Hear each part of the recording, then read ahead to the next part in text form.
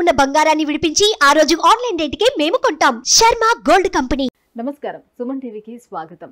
July మాసంలో ద్వాదశ రాశుల వారికి ఎలా ఉండనుంది, ఏ గ్రహాలు ఏ రాశుల వారికి అనుకూలిస్తున్నాయి, అలాగే ఏ గ్రహాలు అనుకూలించటం లేదు, వాటి వల్ల ఎటువంటి ఫలితాలు ఏర్పడనున్నాయి, ఈ విషయాలను తెలియజేసేందుకు మనతో పాటు ఉన్నారు ప్రముఖ జ్యోతిష్య శాస్త్ర పండితులు బ్రహ్మశ్రీ నందిబట్ల శ్రీహరి శర్మ గారు. గురుగారు నమస్కారం. వాగర్థావివ సంపృక్తౌ వాగర్థ ప్రతిపత్తయే జగతః పితరౌ వందే పార్వతీ పరమేశ్వరౌ.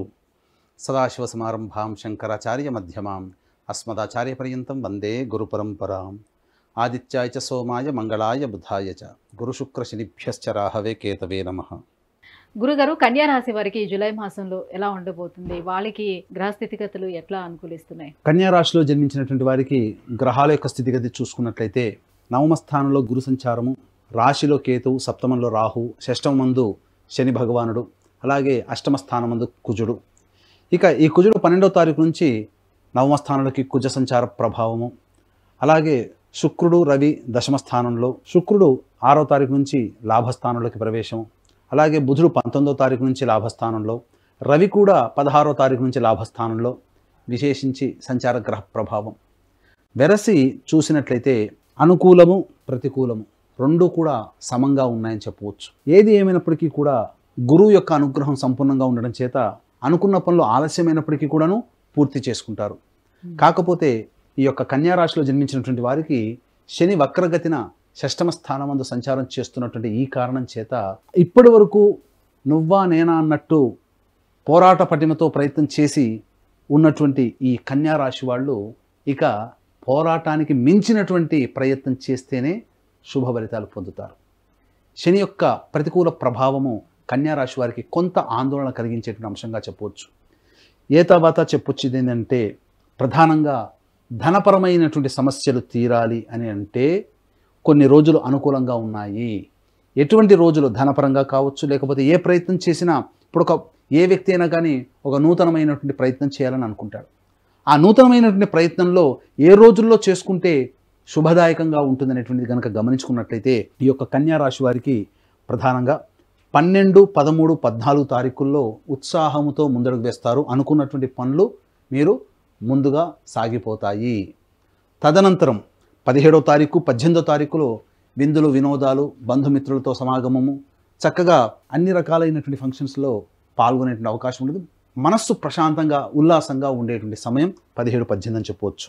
ఇక ముఖ్యంగా ఈ 12, 13, 14 తారీఖుల్లో మొదలుపెట్టినటువంటి పనులకు కావచ్చు, లేకపోతే వ్యాపార రంగంలో ఉన్నటువంటి వారికి కావచ్చు, రాని బాకీలు వసూలు కావచ్చు, ఏదైనా ధనము చేకూరితే కొన్ని కష్టాలు తీరుతాయి అని ఆశతో ఉండేటువంటి కన్యా రాశి జన్మించినటువంటి వాళ్ళకి 24, 25, 26, 27 తారీఖుల్లో అద్భుతమైనటువంటి యోగదాయకమైనటువంటి సమయం.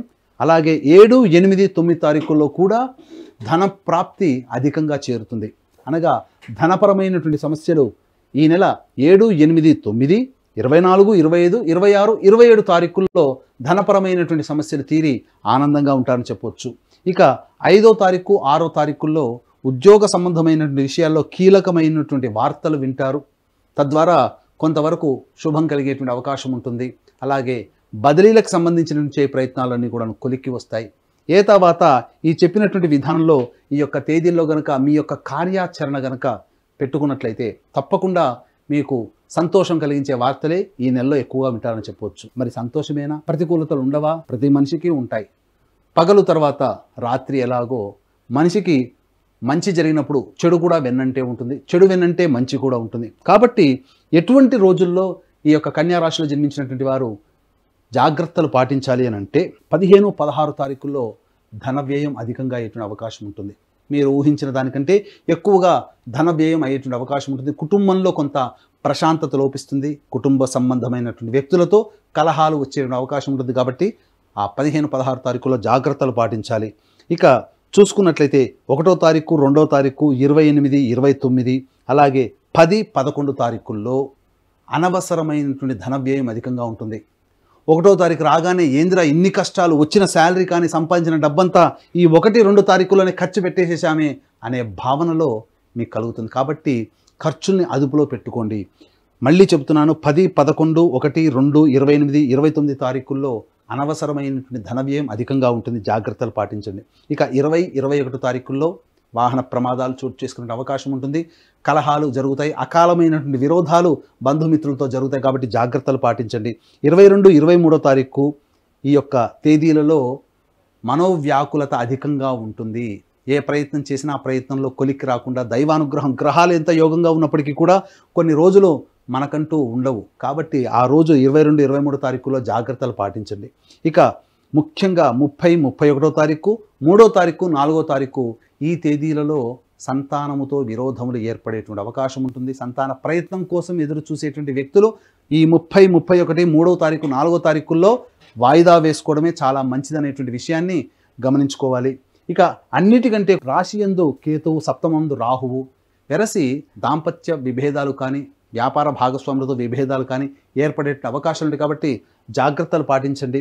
అలాగే ఈ యొక్క సంబంధించినటువంటి రాశి వారికి, కన్యా రాశిలో జన్మించినటువంటి వారికి 12వ తారీఖు తర్వాత న్యాయవాద సంబంధమైనటువంటి విషయాల్లో కొంత ఇబ్బందులు ఎదుర్కొనే అవకాశం ఉంది, కాబట్టి కోర్టు తీర్పులు కావచ్చు, లేకపోతే మీరు ఎదురు చూస్తున్నటువంటి తుది తీర్పు ఏదైతే ఉంటుందో మళ్ళీ అది వాయిదా పడే అవకాశాలు ఉంటాయి.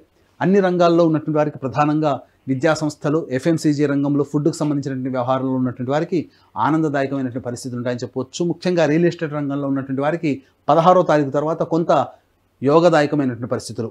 కాబట్టి ఈ చెప్పినటువంటి తేదీలు ఏవైతే ఉన్నాయో వాటిని దృష్టిలో పెట్టుకొని మంచి వాటిలో మీ యొక్క ప్రణాళికను ముందడుగు వేసుకోండి. పనికిరాని అనగా చెడు దినములు అనేటువంటివి ఉంటాయి ప్రతి మనిషికి కూడా. ఆ చెప్పినటువంటి తారీఖుల్లో ఏవైతే అడ్డంకులు ఉంటాయో ఆ అడ్డంకులు ఉన్నటువంటి తారీఖుల్లో మీరు నూతన ప్రయత్నాలు మొదలు పెట్టుకోకుండా ఉండడమే మేలనేటువంటి విషయాన్ని గమనించుకోవాలి. అలాగే ఏతవాత ప్రతికూలత కూడా కొంత ఎక్కువగా ఉన్నటువంటి కారణం చేత ఈ యొక్క కన్యా రాశిలో జన్మించినటువంటి వారికి దైవానుగ్రహం తప్పనిసరి.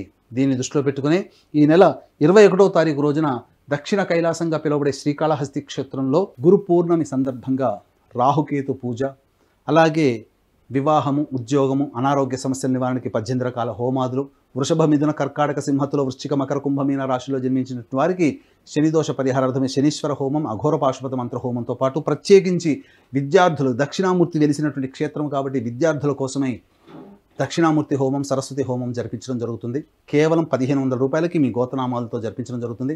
అలాగే మా పీఠం ఆధ్వర్యంలో సంవత్సరం పొడుగుతా జరిగేటువంటి హోమాదుల్లో మీ యొక్క కుటుంబ సభ్యుల గోతనామాలు నమోదు చేసుకోవచ్చు.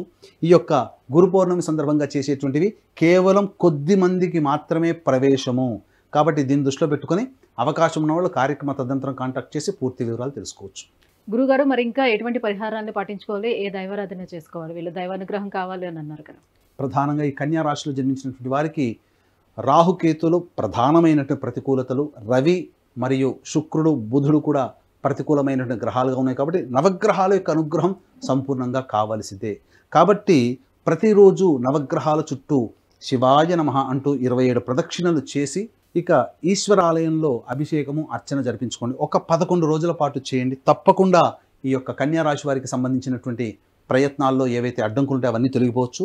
మరి ఒక్కసారి చెబుతున్నాను, పనికిరాని రోజులు, అనుకూలత లేని రోజులు ఈ యొక్క కన్యా రాశిలో జన్మించినటువంటి వారికి ప్రధానంగా 1వ తారీఖు, 2వ తారీఖు, 28, 29, 10, 11 తారీఖుల్లో అనుకూలత ఉండదు. ఈ యొక్క సమయం అంతా మనోవ్యాకులత ఎక్కువగా ఉంటుంది. 15, 16 తారీఖుల్లో కూడా ధన వ్యయం అధికంగా ఉంటుంది. కాబట్టి ఈ సమయాల్లో ఈ చెప్పినటువంటి తేదీల్లో ముఖ్యమైనటువంటి పనులు వాయిదా వేసుకోవాలి. అలాగే డబ్బులు అప్పుగా ఎవరికి కూడాను ఈ చెప్పినటువంటి తేదీలో ఇవ్వకూడదని విషయాన్ని కన్యా రాశి వారు గమనించుకోవాలి. గురుగారు, కన్యా రాశి వారు ఈ జూలై మాసంలోనే నవగ్రహాల అనుకూలత కోసం ఎటువంటి పరిహారాన్ని పాటించుకోవాలి? విషయాన్ని తెలియజేసినందుకు ధన్యవాదాలు. సర్వం శ్రీ ఉమామహేశ్వర పరబ్రహ్మార్పణమస్తు. సుమన్ టీవీలో మీ పర్సనల్ అండ్ బిజినెస్ ప్రమోషన్స్ కోసం కింది నెంబర్కి కాంటాక్ట్ చేయండి.